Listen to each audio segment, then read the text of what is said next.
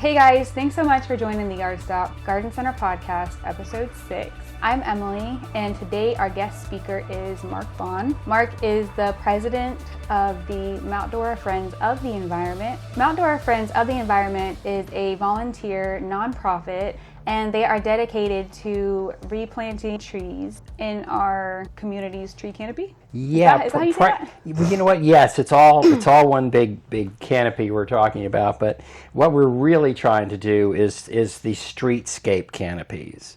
Okay. Because when I was 6 years old and moved to Mount Dora, you could walk all the way through Mount Dora on an August day barefooted, and there were so many oak trees everywhere that the streets were cool. They weren't hot. Mm-hmm. And of course, you know, we've had the storm of the century, a couple other major storms, and things have been coming down, and then you know, those pesky developers are out there chomping at the bit of bringing our canopy down.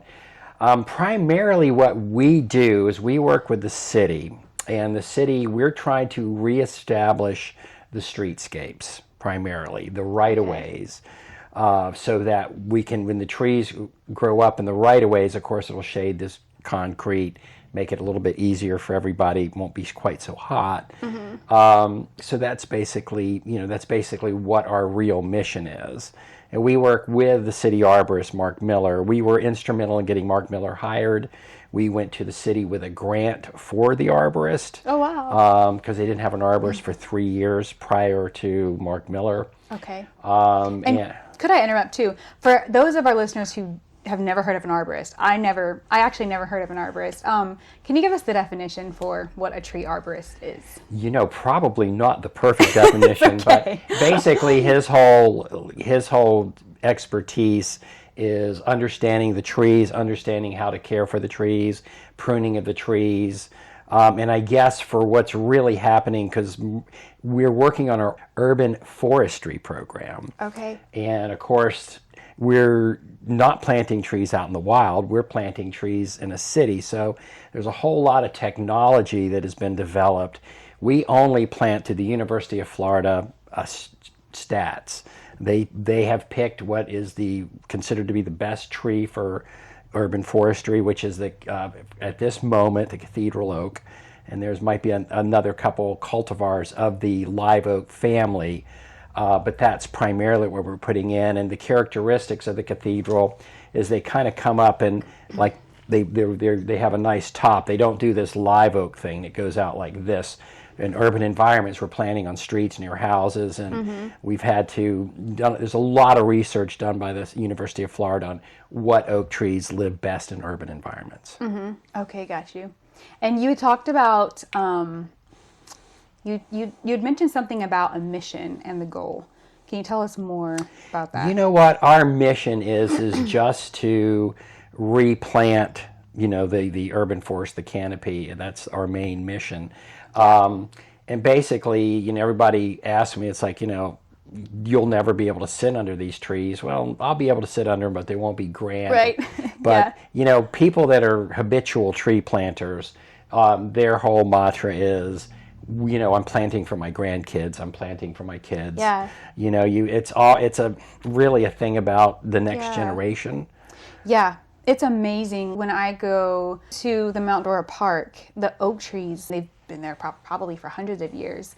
Some have been there for that long. Well, here's the problem, is a lot of our forefathers, God bless you all, planted laurel oaks or water oaks with a life expectancy of 40 or 50 years. And the biggest problem that everybody in Mount Dora that might be watching this podcast, if you're local, is everybody's wigging out because we have a lot of these trees that have hit the end of their life.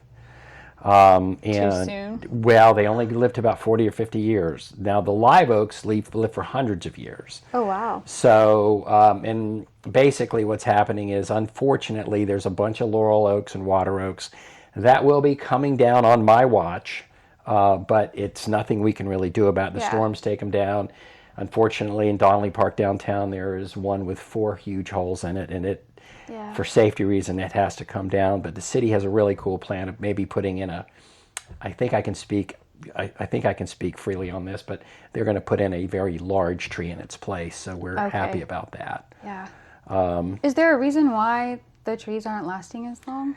Yeah, well, it's the variety of trees. Okay. Yeah, it's that laurel oak, it's that water oak. That's the characteristics. Yeah. And then the worst of all this laurel oak nonsense is out there in Country Club of Mount Dora. Unfortunately, the developer planted swamp laurel oaks. Right. And the characteristic to a swamp laurel oak, the roots come up high and spread out like this and bust the concrete all out and have caused a real mess. Right. The reason that the University of Florida has picked the cathedral oak is the roots go super deep and they don't do that as much. Yeah. Right. So by planting the proper, what we always talk about, the right tree in the right place, Yep. that works. And then also too, part of our forestry thing is not just all oak trees. There's power lines that we have to deal with, and so under the power lines we're putting in understory trees. And the tree that we've picked is the red bud is the tree that we've planted a lot in downtown. Okay. So we don't want Mount Dora to turn into a city of crepe myrtles. I know they have codes too. Well, so they you are probably there are codes, but us as our team, we just don't really feel. Now downtown, yes, we do have crepe myrtles in a bunch of places, but the red bud we're introducing now to break it up. They're a beautiful tree that has red leaves on it and it's a nice looking tree. So we're trying to break up so that it's just not one. We don't want a monoculture either. Right.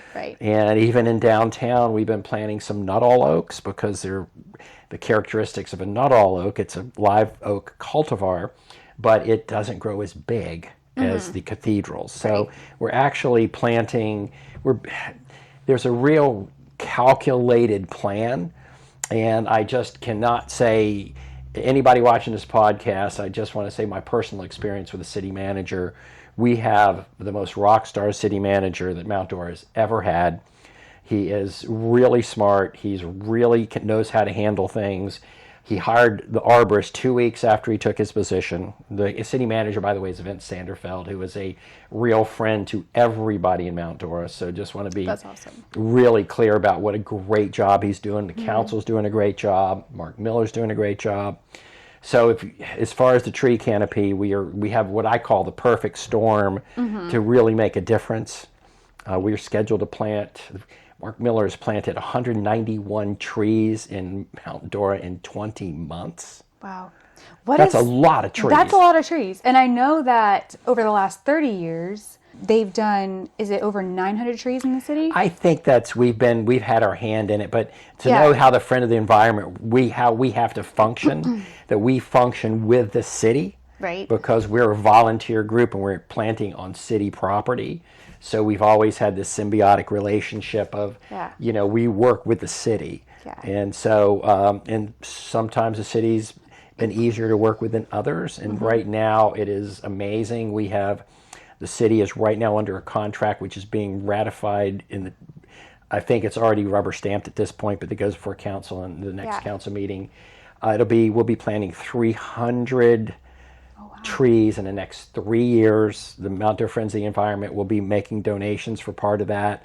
What the Mount Dora Friends of the Environment do besides all this coordination and everything, but our main goal is we have water volunteers, and that's where anybody listening to this podcast that has a passion for the trees, we have 5 routes a week. We go out, we have about 20 volunteers, and we water these trees. So under our watch, what we do is we plant about 40 to 50 in the spring and about 40 or 50 in the fall. And they're all planted in Mount Dora? They're all planted in the city right-of-ways primarily. Okay, gotcha. Okay, so... now you hand watered them? We hand water the trees. We have 2 gators with 60-gallon tanks, and so usually the volunteers go out in pairs. That's interesting. I guess I would expect them to hook up an irrigation system for that. Well, downtown there's irrigation, so we've been really lucky. They've planted. If anybody goes downtown, just look for the green bags on the trees. Those are either going to be 2 varieties of live oak, or they're going to be the red buds. We have planted all over downtown in the last year. Wow. So, and yes, they're small. But what the technology has proven is that we plant a 30-gallon tree because they're really easy to establish. We can get them living in 6 months. And then at that point, once they are established and can live on their own, we're off to planting a bunch more trees. And we've had a high success rate with planting the smaller trees. You plant a 100-gallon tree, you got to care for it for 2 years, where a 30-gallon tree, we can care for it and get it established in 6 months. Wow. There's a lot of thought has gone into this. There is a lot of thought. And I know we're limited on time, so I wanted to ask you a few more questions too. One was more of a personal question, and that was, what got you into doing this? Like, what got you into trees and the watering and all that? Well, I joined the group about 5 years ago or so. Okay. Maybe longer. It was 2018, so yeah, it's been a little bit longer.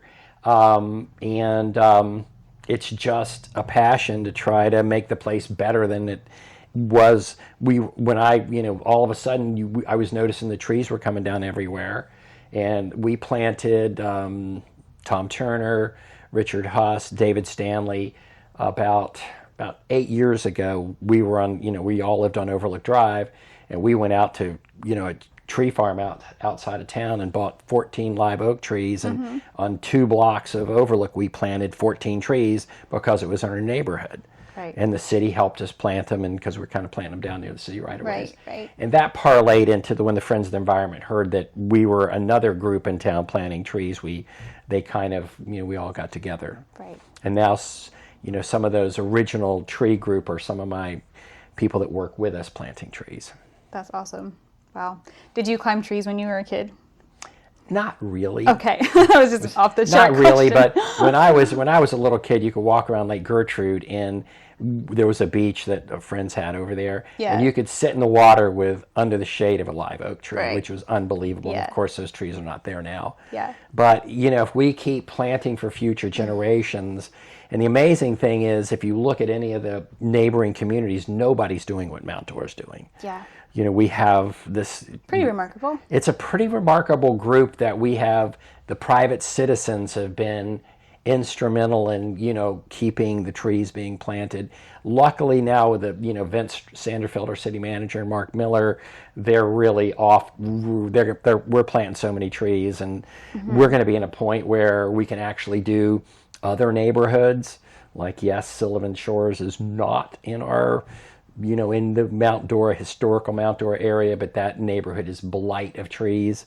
And hopefully in 4 to 5 years, we'll go out there and plant that entire neighborhood also. But we're going to be planting all over town. We're going to be planting on Unser Street up near the Sonatag Theater. We're going to be planting Hillside Drive this year, some on Overlook this year. What we do is we try to plant in clusters. We can water 20 trees at a time, so we're trying to plant clusters of 20 trees here, 20 trees there, so our watering crews can be efficient. Wow, that's a lot of planting. You know what it is, and it's exciting. That's exciting. It's exciting. I love that you're so passionate about it. So I guess my next question would be, how can people get involved? What's our call to action, and how can businesses get involved with helping in the tree canopy in the city of Mount Dora? I know the Yard Stops had the privilege of collaborating with you guys, and so the Yard Stop's been a phenomenal partner. They've been, a lot of the trees that got planted in downtown were planted by the Yard Stop, and awesome. A lot of the trees that were planted by the Yard Stop I would consider complicated plants. You guys had to pull stuff that was dead and dying out and to put new trees in, so the Yard Stop has been a great partner with us. We have a website. It's Mount Dora Friends of the Environment.org is our website. You can reach out to us if you would like to volunteer or like to help. We do have a fundraiser every year that is we just finished it, which was Giving Week, which is by the Mount Dora Community Trust. Okay. So we're a 503(c). I get these numbers. I'll make. Oh, me too. A 503(c) or something like that. I know what that one is. It's a trust. But the Mount Dora Community Trust holds. We're part of that. Yes. So that's what kind of keeps us our nonprofit status. If you'd like to come out and help us water trees, it's really kind of fun. It's only like a 2-hour commitment. We've had a new thing happen with the city. The city is allowing us, they're tapping fire hydrants in our planting zones, and we can fill our watering buggies up in half the time. And one of our teams watered 20 trees in an hour and a half Saturday, so we're really happy about that. But we usually go out in pairs. Sometimes some of the senior tree stewards is who we really are. That's what we call ourselves. Yeah. The tree stewards will go out. If you're an experienced one, you can sometimes water the trees by yourself, but it's more fun with two people. Yeah, definitely agree. Well, thanks so much for coming on the podcast, Mark. We really appreciate having you. And guys, if you want to get involved with Mount Dora Friends of the Environment, you can go visit them on their website. There's lots of information on there to help you get involved with volunteering, or you can donate as well. Is that right, Mark?